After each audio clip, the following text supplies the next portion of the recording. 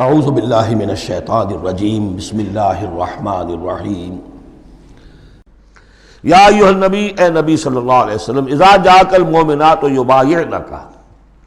جب آپ کے پاس آئیں مومن خواتین آپ سے بیعت کرتی ہوئی، الا لا یشرکن باللہ شیئا،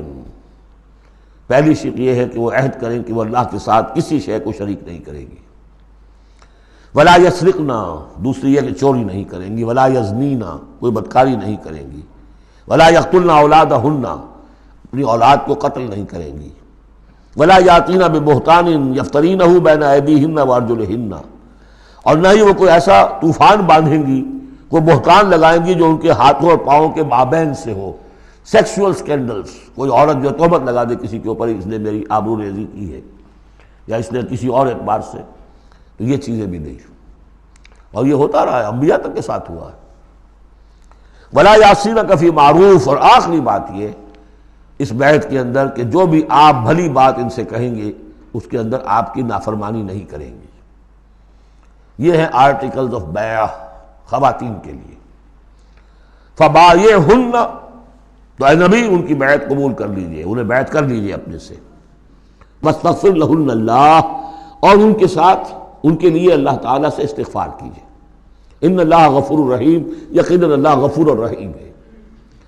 اب یہاں نوٹ کر لیجئے کہ جو بیعت مردوں سے لی گئی، بیعت عقبہ ثانیہ، بیعت عقبہ اولیٰ جو تھی وہ تقریباً یہی تھی،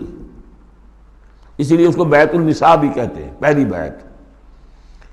ابھی جو ہے وہ کوئی ایسی شکل سامنے نہیں تھی کہ کوئی جماعتی تشکیل ہو رہی ہو، جماعت بنانی ہو،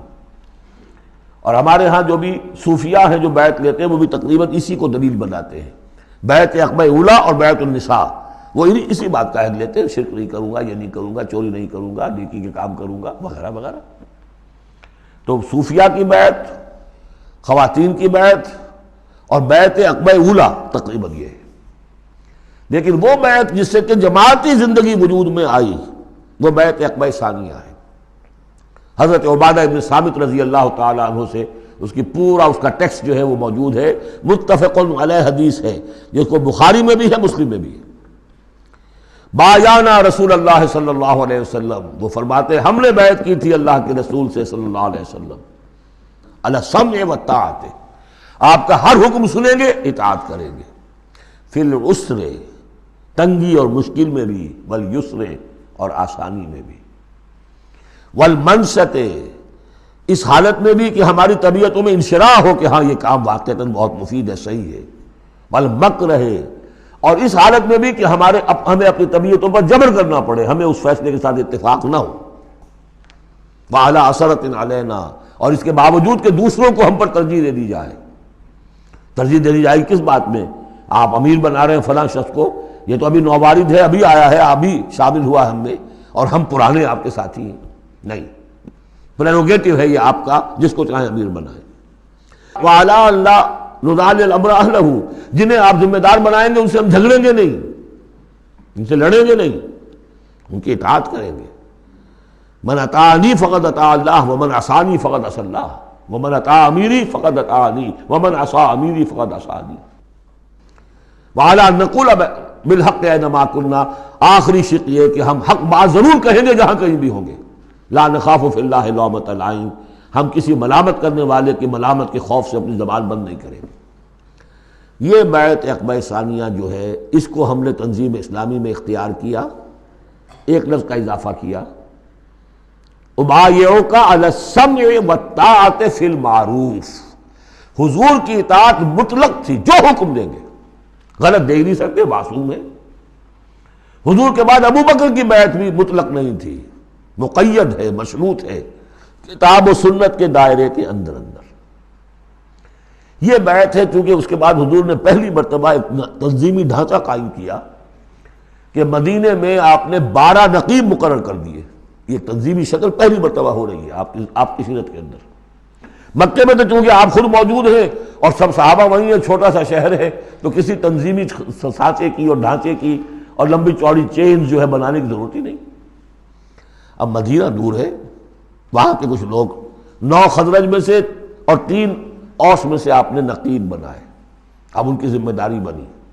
اس طرح جماعتی تنظیم جو بنی ہے وہ اس بیعت پر بنی ہے۔ البتہ چونکہ خواتین کا معاملہ یہ ہے کہ جماعتی جدوجہد جو آگے چلنی ہے اس میں جہاد اور قتال کے جو مراحل آنے ہیں اس میں خواتین کا حصہ بالواسطہ ہے، بلا واسطہ نہیں ہے، ڈائریکٹ نہیں ہے۔ وہ بیعت ان سے نہیں دی گئی بلکہ یہی بیعت لی گئی ہے کہ اس کے اندر یہ افعال ہیں، یہ نہیں کریں گے، اور یہ کہ ہاں جو امیر ہیں حضور صلی اللہ علیہ وسلم جو بھی حکم دیں گے، جو بھلائی کا حکم ہوگا اس میں ان کی نافرمانی نہیں کریں گے۔ اس کو ہم نے تنظیم میں خواتین کی بیعت کے لیے بعین ہی یہی الفاظ اختیار کیے، اور واقعہ یہ کہ اس کا بہت ایک اہم پہلو یہ ہے کہ چاہے خواتین کو وہ دوسرے کام نہیں کرنے جو مردوں والے ہیں، جنگ میں جانا ہے یا کوئی اور مسئلہ ہے، لیکن ایک سینس آف بلانگنگ ہو جاتی ہے کہ ایک گروہ کے ساتھ ہونا، کونوا مع الصادقین، کوئی ہے جس کے ساتھ آپ نے اپنے آپ کو آئیڈینٹیفائی کیا، جماعتی زندگی ہے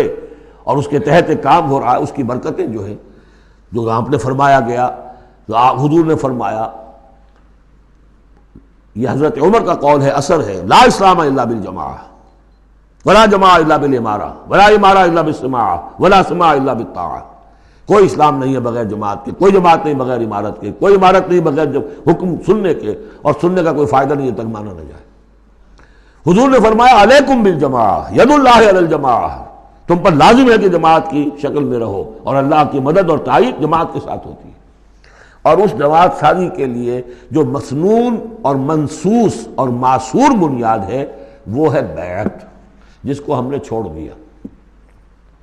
دوسرے طریقے جو ہے جماعت سازی کے، دستور ہو، دستور کے مطابق پھر قوانین ہو، بائی لاز ہو، یہ بھی حرام نہیں ہے، یہ بھی مباح ہے، لیکن مباح ہونا اور بات ہے، اور منسوس ہونا، مسنون ہونا، معصور ہونا یہ بالکل اور بات ہے، زمین و آسمان کا فرق ہے۔ بہرحال ہم نے تنظیم اسلامی میں اس بیعت ہی کے نظام کو اختیار کیا، اللہ کا شکر ہے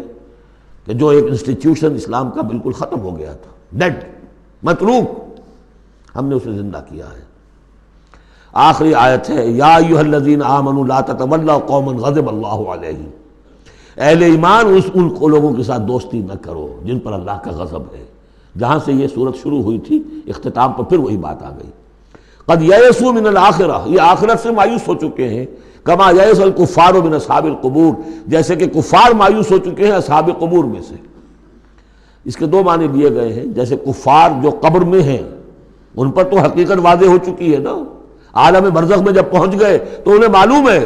اب حقائق منکشف ہو گئے، جیسے وہ مایوس ہو گئے ہیں کہ ان کے لیے اب کوئی راستہ نہیں، اللہ کے عذاب سے بچنے کی کوئی شکل نہیں۔ یا یہ کہ جیسے یہ کفار مایوس ہو گئے ہیں کہ جو قبر میں چلا گیا اس کا کوئی باعث بعد الموت نہیں ہے، اس کو دوبارہ اٹھا جانا نہیں ہے، دونوں امکانات، دونوں ترجمے کیے گئے ہیں، تو تم ان لوگوں کی طرح نہ ہو جاؤ جو مایوس ہو چکے ہیں یہ لوگ اللہ کی رحمت سے، یہ لوگ جو ہیں یہ جو یہودی ہیں، اور ان کے ساتھ تمہاری دوستی درست نہیں ہے۔ صدق اللہ العظیم۔